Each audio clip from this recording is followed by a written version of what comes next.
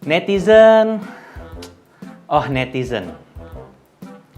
Bisa-bisanya mereka perhatikan perut Lesti Kejora yang udah gede, padahal katanya baru nikah 1-2 bulan lalu.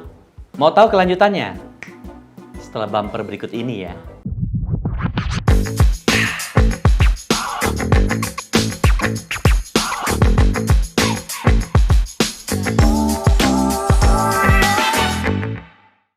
Hai guys, balik lagi dengan saya Dr. Dara alias Spokman. Di channel ini kita akan bahas tentang kesehatan wanita, khususnya kesehatan reproduksi wanita dari kacamata seorang Spokman. Jika kalian suka dengan topik seperti ini, jangan lupa subscribe dan nyalakan loncengnya agar tidak ketinggalan video-video baru dari saya.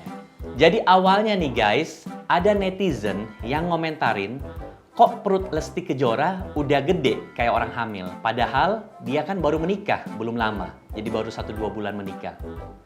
Dicurigailah, jangan-jangan Lesti hamil duluan sebelum menikah. Tapi kan pada akhirnya terjawab bahwa pasangan tersebut udah nikah. Nikah siri sejak awal tahun 2021. Jadi wajar dong jika sekarang perutnya udah gede dan hamilnya sudah rada gedean, kelihatan gitu loh. Ternyata pertanyaan semacam ini seperti, kok perutnya kecil sih? Orang lain hamil 5 bulan udah gede perutnya. Kok perutnya udah gede ya? Padahal baru menikah. Dan hal-hal seputar usia kehamilan banyak terdengar di masyarakat. Agar kita terhindar dari kebingungan dan buruk sangka, saya mau bahas nih guys tentang cara mengetahui usia kehamilan yang tepat. Ada beberapa cara untuk dapat mengetahui usia kehamilan. Tapi yang bisa dilakukan dengan mudah, ada 2 cara. Nomor 1, mengukur tinggi rahim atau tinggi fundus uteri, disingkat dengan TFU. Ini bisa diukur menggunakan pita ukur atau meteran kain, bukan meteran bangunan ya guys. Caranya, pertama, kalian harus buang air kecil dulu, biar kandung kemihnya itu kosong tuh. Kemudian berbaring di tempat tidur. Jadi habis buang air kecil, ambil meteran kain, berbaring di tempat tidur. Nah, kemudian raba yang namanya simfisis. Apa itu simfisis? Simfisis itu adalah tulang kemaluan.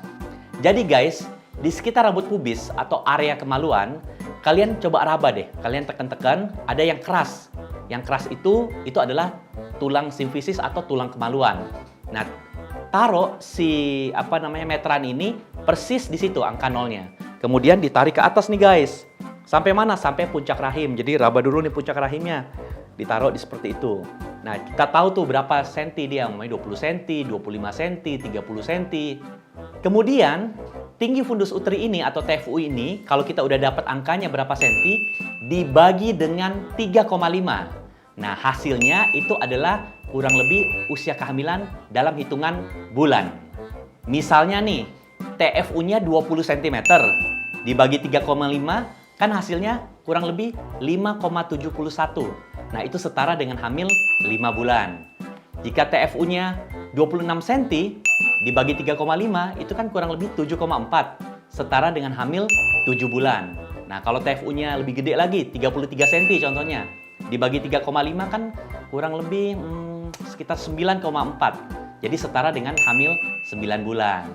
Ngerti kan guys sekarang caranya? Nah, kekurangan cara ini itu biasanya cuma bisa memprediksi usia kehamilan di atas 4 bulan. Kenapa di atas 4 bulan? Karena pada saat di atas 4 bulan, ukuran rahim itu udah makin besar dan kelihatan dari perut gitu loh, udah nonjol.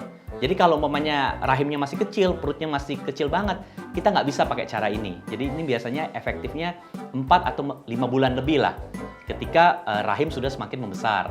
Cara ini juga tidak ideal pada bumil yang mohon maaf, obesitas.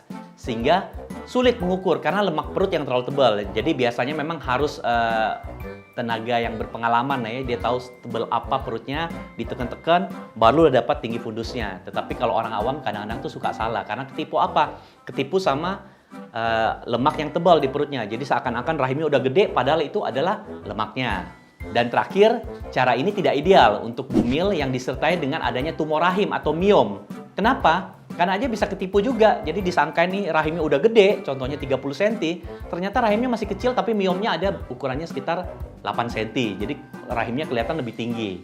Jadi gitu guys, kekurangan cara ini tidak bisa digunakan untuk beberapa kondisi seperti yang saya sebutkan tadi. Nomor 2, cara yang paling akurat, yaitu menggunakan USG atau ultrasonografi. USG merupakan cara mengetahui usia kehamilan yang modern dan akurasinya cukup tinggi. Tetapi memang sayangnya harus dilakukan oleh dokter yang terlatih, dalam hal ini biasanya dokter kandungan. Nggak bisa dilakukan sendiri. Dokter kandungan yang hamil aja mesti di USG sama temennya. Susah kan kalau mau USG sendiri? Kan agak ribet gitu loh. Hasil USG dalam menghitung usia kehamilan lebih akurat jika dilakukan di awal kehamilan. Hal ini karena dalam beberapa minggu pertama, janin cenderung berkembang dengan kecepatan yang sama. Namun, seiring dengan bertambahnya usia kehamilan, tingkat pertumbuhan janin bisa berbeda-beda nih guys. Pertumbuhan bisa cepat di bulan tertentu, namun kadang-kadang bisa melamban di bulan berikutnya.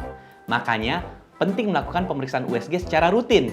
Contohnya, sebulan sekali agar ketahuan tuh jika ada pertumbuhan janin yang abnormal, kegedean atau kekecilan. Misalnya, usia kehamilan 6 bulan. Karena janinnya gendut dan besar, pengukuran USG seakan-akan 7 bulan. Atau sebaliknya, karena janinnya kurus, pengukuran USG seakan-akan 5 bulan. Nah, kalau kita melakukan rutin pemeriksaan itu, dokter akan tahu, wah ini kayaknya kelebihan nih mams. Atau kayaknya janinnya kekurangan nih mams berat badannya.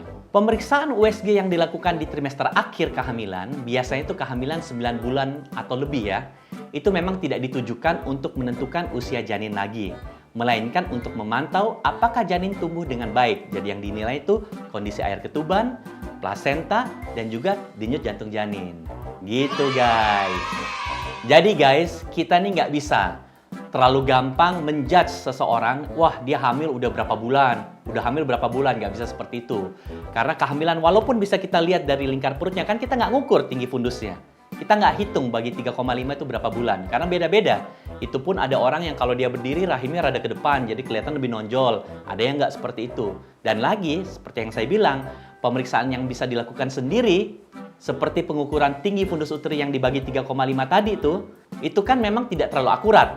Nah, yang akurat memang pemeriksaan dengan USG, guys. Jadi, guys, clear ya, udah jelas. Jadi, kita tidak bisa menjustifikasi seseorang, terutama ibu hamil, wah dia udah hamil duluan, dan lain sebagainya. Karena semua itu sangat subjektif. Yang cukup objektif adalah dengan pemeriksaan USG yang dilakukan oleh dokter kandungan. Jika kalian suka dengan video ini, jangan ragu untuk like, share, dan komen. Bye! Jatuh. Ini kursi ini kok mengganggu juga nih. Nggak kedengeran ya?